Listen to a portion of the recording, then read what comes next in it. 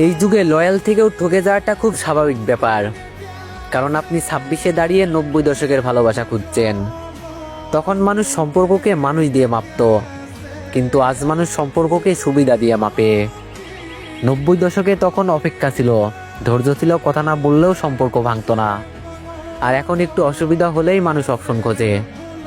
আপনি 90 দশকের মতো লয়াল থেকেছেন, কারণ আপনার মানসিকতা এখনো পুরনো, সৎ গভীর এক মানুষে আটকে থাকার। আর ওইদিকে সময় বদলে গেছে, মানুষের সহ্য কমে গেছে, দায়িত্বটা ভারী লাগছে। তাই ঠকে যাওয়াটা আপনার দোষ না, এটা এই সময়ের বাস্তবতা।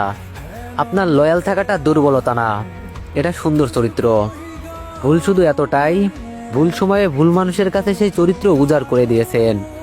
90 দশকের ভালোবাসা এখনো আছে, কিন্তু সেটা বিরল। তাই যারা এমন ভালোবাসে তারা কষ্ট বেশি পায়। তবু একদিন কেউ আসবে যে এই লয়াল থাকাটার মূল্য বুঝবে, কারণ সময় বদলালেও খাঁটি মানুষের দাম কখনো কমে না।